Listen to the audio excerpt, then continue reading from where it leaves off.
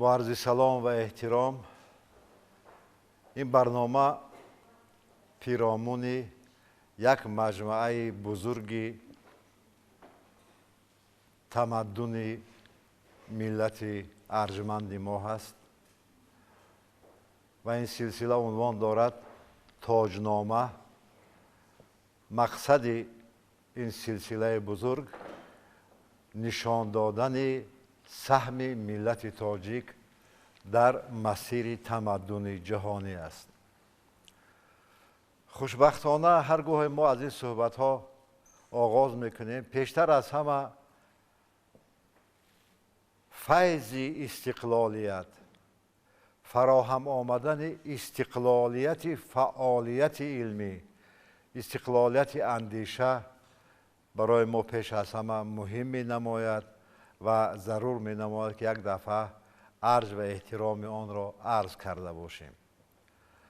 سخن درباره آن می رود که برنامه نخستین که از کتاب بسیار مهم در تاریخ معنویات ملت تاجیک و بسیار مهم در تاریخ تمدن جهانی نقش گذاشته است، تا امروز مهم است، تا امروز آن را ارج میگذارند، احترام میکنند. یعنی درباره اوستا چگونه آماده شدن آن، چرا از اوستا ما آغاز کردیم این سلسله بزرگ را، از اینجا ضرور میدونیم که صحبت را آغاز کنیم.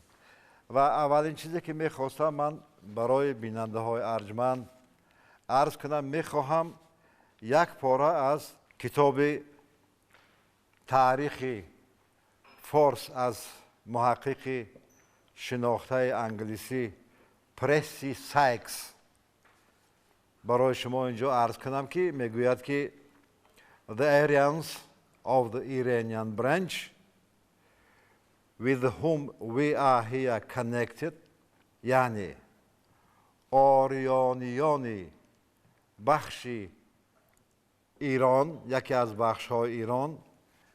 این جمله را چرا من به زبان اصل خواندم این پاره را و چرا با آن دقت میکردم؟ چون که سهم شخصا آن قسمت آریانای باستان که امروز در جغرافیای تاجیکستان جوان به سر میبرد، سخن درباره سهم این ملت میرود. یعنی سهم ملت تاجیک در تمدن آریانای بزرگ و عموما در تمدن جهانی. و ادامه میدهد که چون ما با اینها میگد امروز سر و کار داریم، یعنی در تحقیقاتش و the first to be civilized، یعنی نخستین بودند که تمدنی شدند، مدنی شدند. یعنی ملتی بودند که در شمار از نخستین شدند که از جهان غار و جنگل و بادیه‌گردی اینها برآمدند و شهرسازی کردند و تمدن سازی کردند. And consequently they have special claim in our interest. و میگوید بیشک بیشبه این تمدنی هست که امروز ما از آن منفعت پیدا کرده میتوانیم و این تمدنی هست که در مرکز دقت ما همیشه هست. یعنی آنچه که ما میگوییم که ملت تاجیک در مسیر تمدن از نخستین فرهنگ سازان مدنیت بشر بوده است، این حجت هایی که امروز ما برای شما پیشنهاد میکنیم. و برای آنکه سخن با استدلال باشد، سخن با حجت باشد، سخن در دایره تفکری علمی صورت بگیرد، ما دعوت کردیم یک دوست بسیار ارجمند، عالم بسیار شناخته و اصلا بگوییم که در شرایط امروزه از بگوییم یگانه متخصص زبانهای قدیمه، تمدن قدیمه ما، دوستی عزیز استاد بابا نظر غفار، که این کتابی که شما در نزد من میبینید و در نزد استاد بابا نظر میبینید авастои мо аз ин бисёр ифтихор мекунем, чун ин китоб зиёд нашр шудааст. ман дар бораи нашрҳои дигар фурсат мешавад суҳбат мекунам, аммо ин нашр бо ширкати бобоназар ғаффор ва аз ҳама муҳимаш арз кунам, боиси ифтихори ман аст ки ман ин ақидаро дар ин силсила ҷо карда тавонистам ва тарҷумаҳои бобоназар ғаффорро аз забони асли авастоӣ дар ин нашр мо нашр кардем, ки дар баробари нашрҳои маъруфи ҷаҳонӣ инҷо нашр шудааст. ва бо камоли мамнуният хоҳиш мекунам, ки устод бобоназар чанд сухан арз карда бошанд. интихоби қонуни тоҷикшиносии китобхонаи миллии тоҷикистон оиди ҳамчун асари нахустин баргузидани авасто ва бахусус дар ин кор саҳм гирифтани ту дӯсти азиз бисёр баҷо ва бисёр муҳим аст. ман бисёр ташаккур мекунам, ки чанд шахс як гурӯҳи ҷомеа ин чиза ҳамчун як моли бисёр волои фарҳангӣ қабул доранд. авасто ин моли сирф осори поэтики ҷаҳониён аст ва мо ифтихор дорем, ки авасто яке аз осори беҳтарини поэтики дунё аст ва ифтихори мо даҳчанд аз он аст, ки офарандаи ин шеър шахс ин шеър ин поэтик ин асари волои бадеӣ зардушти вахшур ё вухшур аст. барои ман таҳқиқи авасто яке аз хешкориҳои ман аст. ман бисёр ҳамеша кӯшиш мекунам, ки чизи нав бигӯям. ҳамеша кӯшиш мекунам, ки як нуқтаи нокушудаи ин фарҳанги бузург, як рамзи онро масалан кушода бошам, то ба мардум наздиктар дурусттар авасто бирасад. аз برادر азизам маъзарат мехоҳам, ки суханшонро буридам. ба хотири ин буридам, ки бинандаҳои азиз мо бибинанд, ки ин тарҷумаи шеърии бобоназар аст ва ин тарҷума аз ҷалили дӯстхоҳ аст. тарҷумаҳои дигарам мо дорем.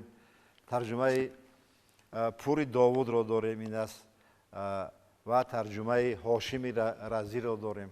ва арз кунам, ки инам як хизмати бисёр бузурги дӯсти азизи дигари мо муаззами диловар буд, ки бори нахустин авасторо барои мардуми мо ошно кард. ва ин нашре ки мо дорем нашри хоса аст. ва он нуктае ки шумо дӯсти азиз қайд кардед, яъне ҳамчун як осори шеърии башарият, шеърии на танҳо орёни таборон, балки башарият аст ин осори бузургони гузаштаи мо. ва албатта дар ҳудуди як барнома мо ҳар чӣ ки дили мо мехоҳад гуфта наметавонем, аммо ман бисёр мехоҳам як ду нуктаро арз кунам ва андешаи шуморо ҳам дар атрофи ин ду нукта бигирам. аввал ин ки авасто воқеан китоби муқаддаси бобоёни маздоии мо ҳаст, яъне китоби динӣ ҳаст. аммо барои мо, барои тоҷикони имрӯза пеш аз ҳама ҳамчун як ёдгории фарҳангӣ муҳим аст. як сарчашмае ки мо аз он медонем, ки шеъри нахустини мо аз инҷо оғоз мешавад. як маъхазе ки мо аз инҷо пайдо мекунем, ки забони имрӯзи мо ба забони ин даврон чӣ муносибате дорад ва чӣ решҳое дорад. бо он донише ки ман бисёр сарсарӣ аз забони авастоӣ ки мегӯем дорам, аз забони паҳлавӣ дорам, ин нашре аст, ки соли 1978 дар калкутта нашр шудааст ва ин нашри овонавишти авасто аст бо тарҷумаи англисиаш. ин нашри овонавиштш аст. ин ترجمه انگلیسیش است. من میخوام که در این موضوع شما صحبت را ادامه بدید که من مثلا از این متن پیدا کردم که اون کلمه که ما امروز خیرات میگوییم این کلمه تقریبا در همین شکل در اینجا هست، خراتم. کلمه که ما امروز برف میگوییم به شکل ورفه در همین متن هست و حتی ساختار جمله سازی و مصرع سازی بسیار شبیه آن ساختاری است که امروز ما در زبان تاجیکی داریم. مرحمت کنید. این البته از نظر شما روشن‌تر هست، اینا شما بیشتر میدونید. ما تا با امروز ترجمه های فراوان داریم. مثلا ترجمه اینسلر است، ترجمه بارتولوم است که او صاحب یک فرهنگ بسیار پرمحتوی، بسیار حاضر زمانی التیرانش ورتر بلوخ باشد و ترجمه هلمخ هومباخ است، ترجمه تراپوریوالا هست، ترجمه پوری داوود است، ترجمه یوان خالد استیبل کامینسکی است. یعنی تنها با زبان فارسی و تاجیکی امروزانه انگلیسی، روسی و تمام زبان و زبان فارسی هم ترجمه هم پوری داوود است، هم جلیل دوستخواه است و کسی که شما نامبر کردید هاشمی رضی است. ولی در دنیای هند و اروپا شناسی که مثلا چگونگی این هنری والا، چگونگی این ادبیات را تنها او مقرر کرده میتواند، چند ترجمه باعث اعتراف عموم است. این ترجمه حتما هلموت هومباخ که گوتا را ترجمه کرده است، ترجمه اینسلر و از همه مهم ترجمه تراپوریوالا که در هندوستان به سر میبرد و حتی مثلا ترجمه بارتولوم خریستیان بارتولوم که صاحبی چون که گذشت یک فرهنگ بسیار پرمحتوی و ارزنده است و تا امروز قیمتش را گم نکرده، حاضر تقریبا ارزش ندارد. لیکن این سه ترجمه که من نامبر کردم خیلی ترجمه های خوبن. البته باعث مسرت ما است که مکتب اوستوشناسی شوروی سابق مثلا یک ترجمانی خوبم داد، این ایوان میخائیل استیبل کامینسکی است. ترجمه های او هم بسیار ترجمه های خوب است. حتی ترجمه های یشت های استیبل کامینسکی همچون اثر والای ادبی شمرده میشن. استاد، برای بیننده امروزه ما، برای هر یک شهروند تاجیکستان یک دیدن عینی بسیار مهم است. از همین نقطه نظر من خواستم که شما یک پیوند بزنید با زبان امروزی ما و زبان اوستا. عموما در هر زبان حجم لغتی که در آن استفاده میشد، اینا لکسیکولوگ مشهور ما اینا نظم میدونه، نظرزاده، مهم نیست، اونقدر مهم نیست. مثلا در زبان انگلیسی 72% خودت هم نظم میدونی که لغت خارجی است. لیکن در اوستا در زبان‌های قدیمی عموما هند اروپایی این اندک مهمیت دارد. مثلا در اون دوره باید تاثیر بیرونه کم باشد و همینطور هم است در آثار دوره قدیم و قدیمترین و گذشته از این لکسیکون هم لکسیکون خودی است. اوستای ما تقریبا تا جای من میدونم، من تقریبا همه متنای اوستا رو فرا گرفتم، 90% کلمه های صرف ایرانی هست که امروز در تداول تاجیکای ما هست. این برای ما بسیار عجیب است. البته در شکل تداول یافته، در شکل تغییر یافته، در شکل تحول یافته است و این بسیار عجیب. مثلا میگوید اچنه جمعیت بیشه زی کاش مثلا با بیش از در ادبیات فعالیت با صحتی ما، به خاطر صحتی ما می آمد. اچنه جمعیت مرجدی که ای میترم ای ویسورا انای وی دروختم. تقریبا یکون چیزی بگونه نیست. اگر البته کسی یک اندک معلوماتی درباره دوره های دیگری زبان در دوره قدیمترش داشته باشد و چنان که روس پوشکین را مثلا آموخته میخواند، ما هم اگر آموخته خونیم تقریبا بیگانگی ندارد. و این از همه مهم مال تاجیکان است. از همه مهم مال آریان خوی در وطن، در میهن زادبومی خود ایستاده و به غرب پلاتوی ایران نرفته است.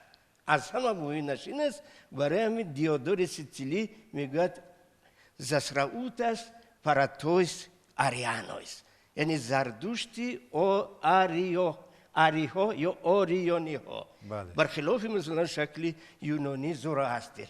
خیلی یک چیزی زسراوتاس پراتویس آریانویس در زبان یونانی است، خواهید میدونید.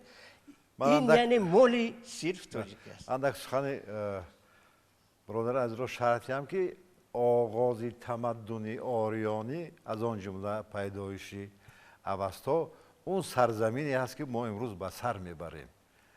از این سرزمین گسترش می‌یابد، جاری میشود به پهناها، این طرف به طرف شمال، این طرف به طرف شرق گسترش می‌یابد این تمدن بزرگی. این اصلا زبانی است که قهرمان ملت ما صدرالدین عینی یک بسیار عجیب مقرر کرده، زبانی ساحل های آمویه، یعنی دو پهلوی دریای آمو، نو 5 رو هم انتظار در نظر داشت. و این زبانی هست که در گذشته آریان هم میگفتن، یا نام دیگرش تون باکتریان اتنوس در منبع های یونانی است، یا های باکتریانوی. یعنی اینجا ما دیگر و دلیل دیگر از این معتمدتر نمی‌یابیم. برای همین برخلاف دیگر تاریخ شناسان ریچارد فراید میگوید که تاجیکان این ایرانی ها، فارسا و مادهای هستند که مثل دیگر ایرانی ها فارسای انشنیشان مادیشان به پلاتوی و جانب غرب ایران کنونی کوچ نبستند و این خیلی گپی خوب است، خیلی با. البته در این گرد بادها و گرد آبهای تاریخ که از سر گذراندیم، در این شیب و فرازهایی که تاریخی که نسبت به ملت ما چندان مهربانی نکرده است، گنجهای از دست دادیم، به مانند یک شهر و یک تمدن نازنینی که در مرو داشتیم و چندین چیزهای دیگر. من بسیار تشکر میکنم از شما که از آمویه و از جیهون و سیهون اشاره کردید از زبان استاد صدرالدین عینی، چون که در این جستجوها و کوشش‌هایی که ما میبینیم بسیار کوشش‌های به نظر میرسد که این تمدن را از خاک امروزه تاجیکستان کوشش میکنند که بیرون بکشند، اما حق به جانب استاد عینی است و حق به جانب حقیقت تاریخی است که همین جیهون و سیهون، همین امودریا، این دریاهای مقدس ما به مانند یک پاسبانی هستند که در طول تمام تاریخ از همین حدود این تمدن رو بیرون برآوردن نماندن. مهم اینجا باز این است که در مقرر کردن وطن اوستا و تنصیب اوستا به ملت، حتی به ملت ایرانی است، غیر ایرانی است، متمدن است، در اینجا زادبومی است، زادبومی نیست، این است که در خود اوستا، در کتاب وندیداد اوستا که اون را حتی کوشش های متعلق شمردن، ایجاد آن را کوشش متعلق شمردن به غرب ایران هم دارند، در اینجا گیوگرافی اوستا بسیار روشن و واضح میگوید که این مال شرق ایران است. یعنی در همون در بخشی فرگردی به گیوگرافی ایران بخشیده شده، هفتمین کشوری زردوش میگوید که اهورامزدا میگوید که هفتمین کشوری که من ساختم این وای کرته است و وای کرته با تمام و بورنا مثلا میگن و در اوستا در شکل ورن است و وقتی که از جانب هنینگ و دیگر دانشمندان ورنا اثبات شد که این مازندران دیگر جا نیست و این بارنای افغانستانی کنونی است ما کاملا مثلا گفتم میتونیم که اوستا این مال شرق ایران است از همه مهم. وقتی که ما برخورد میکنیم با مثلا با کشور دیگری اوستایی یعنی وایکرتا که در سانسکریت مثلا کاگنیتی زیبایی وایکرتیکا دارد، بار دیگر ما مقرر کردیم و در این باره یک مقاله 10 سال پیش نوشته بودم که این مال صرف ایران است و این گندهار است.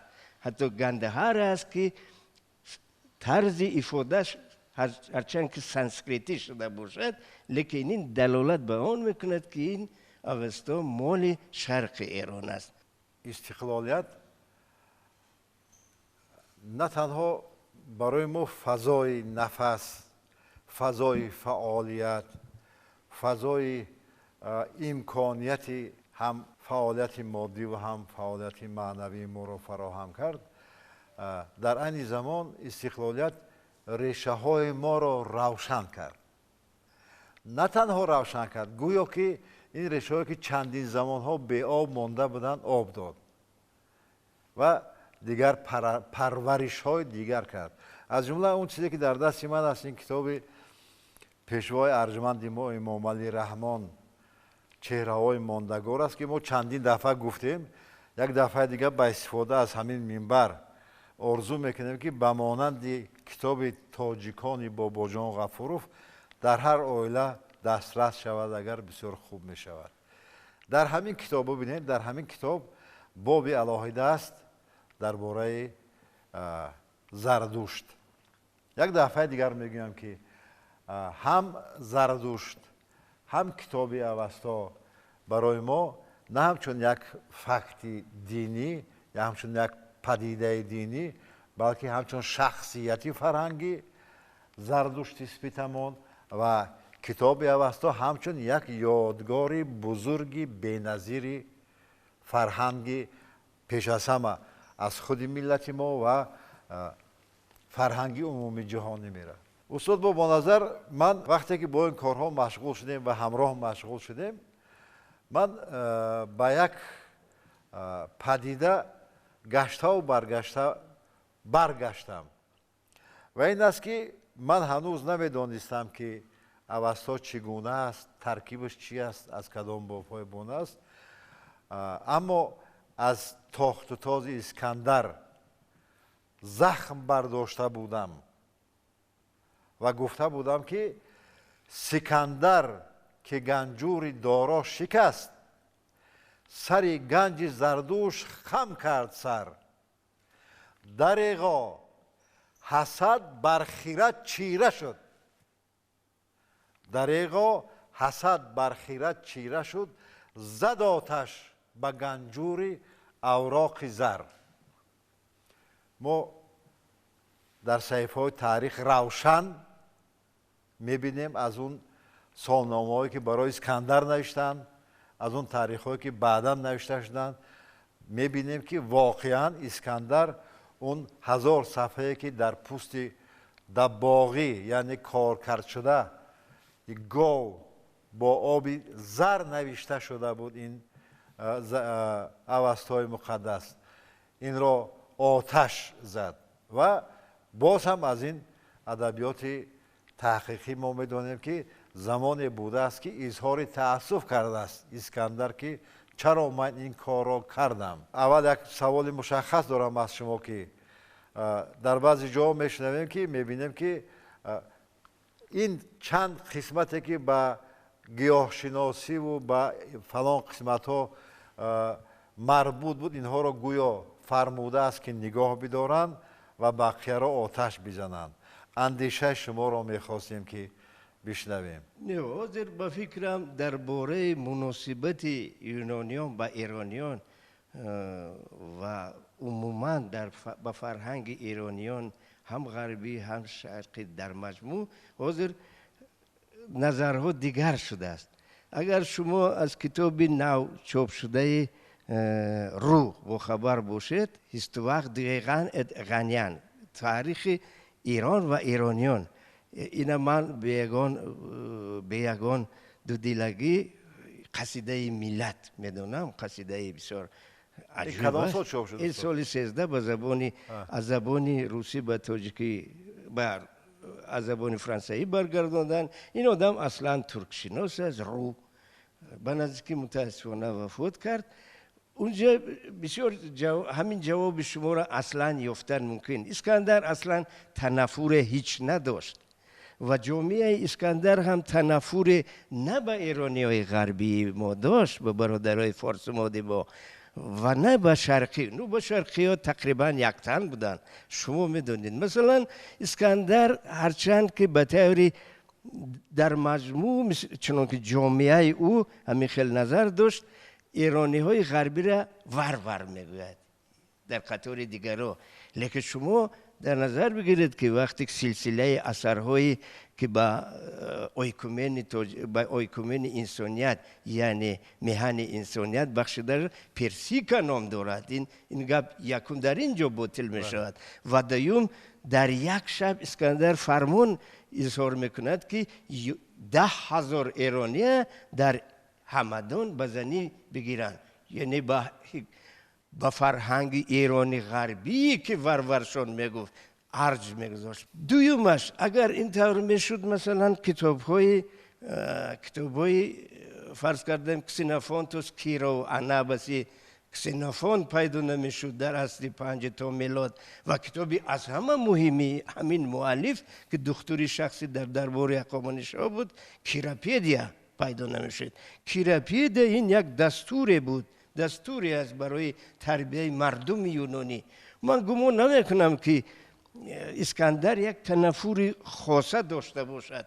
او حسد داشت، ما البته میدونیم حسد داشت و تمام یونان با ایران حسد داشت، همچنان که ایرانی ها هم با ایرانی های ما هم با اونا حسد داشتن در زمینه رقابت های سیاسی و حربی. نو با زمین از همه مهم این است که هم در هجوم کوروش به شرق ایران و هم پسون مثلا یکی از مردمی بسیار معمولی اینجا یعنی آریان یا که تون باکتریان اتنوس یعنی اتنوسی بختری یا توی باکتریانو پیش کوروش به درجه معتبر بود که این مردم که مستقیما ما نیای ایشان هستیم، تاجیکانی ساحل های آمویه و پنج، اینا ایورگت ناموند یعنی مردمی کیرفگر نکوکار.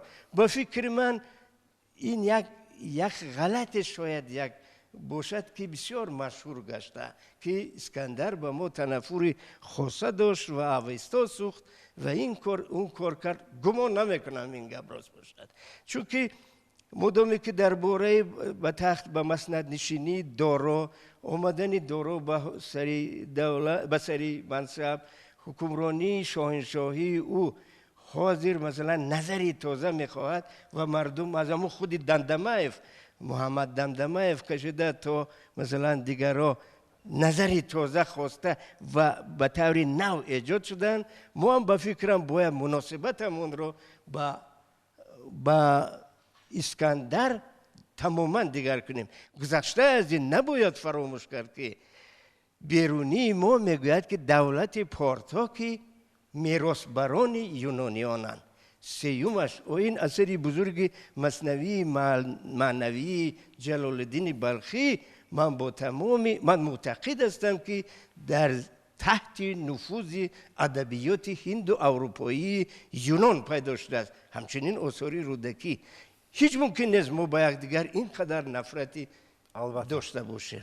اما در هر صورت خرابی هایی که در نتیجه تاخت یونانیان البته با سرلشکری اسکندر شده است، اینا حجت های هستند که در تاریخ میمانند و نقش خود را میگذارند.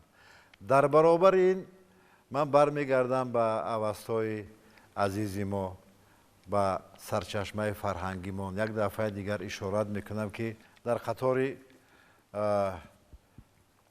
سیماهای ماندگاری که در تمدن ما، در سرنوشت ملت ما، در این کتاب بسیار خواندنی فهما، کتابی که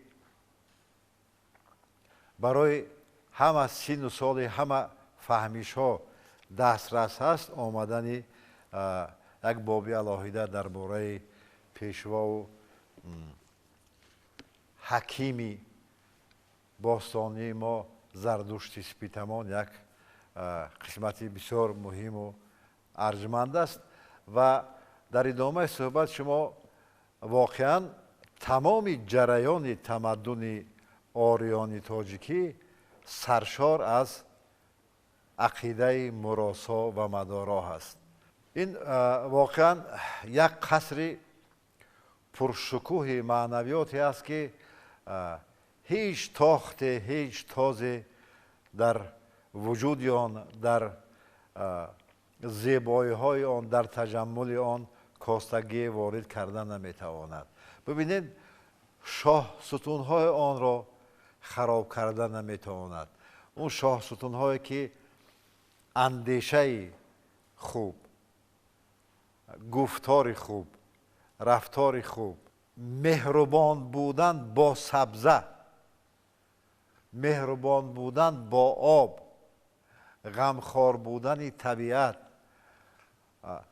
مهربان بودن، احترام داشتن به انسان، اینها ارزش های هستند، پایه های هستند که هرگز خرابی نمیپذیرند و آنچه که امروز به قدر قدرت خود ما توانستیم چی در شکل نشری این کتاب عزیز برای ملت عزیز ما پیشنهاد کنیم و چی در یک صحبت مختصره که ما یک دفعه دیگر بگویم که این داستان نیست که پایان داشته باشد.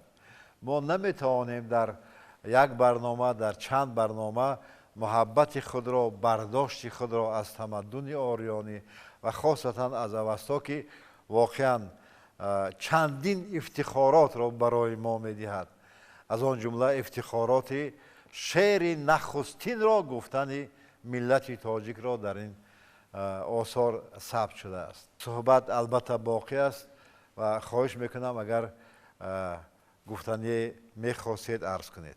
من بسیار میخواهم که اوستا بسیار جدی بیاموزیم. ما در اینجا بسیار چیزهای، بسیار آغازهای یافته برای خود میتوانیم و این از همه مهم برای آن آموزش این را من ترغیب و تلقین میکنم که برای تنصیب فرهنگ قدیمی ما بسیار ضرور است. همه تو نقض میدونید که اینجا مردمی هم ملت های ما، هم همسایه های ما و دیگران کوشش های مثلا به خود نسبت دادن این رو دارند و این البته این کوشش ها اندک بیهوده هم است، چه زبانش آری تاجیکی است، لیکن به هر حال در این گرودارهای امروزه، در این سیاسی برخوردهایی که امروز مثلا سیاسی که در این منطقه دورتر و نزدیکتر آن است، اوستا برای ما بسیار کمک فوق العاده بزرگ میرساند. یعنی برای ما مال ما هست، ما باید این از آن خود کرده توانیم. تشکر استاد. من با استاد بابا نظر غفار در جستجوهایش که جستجوهای عادی نیستند، جستجوه هستند که با عمق ریشه های تمدن ما می روند و می رسند، آنها را بیرون می کشند.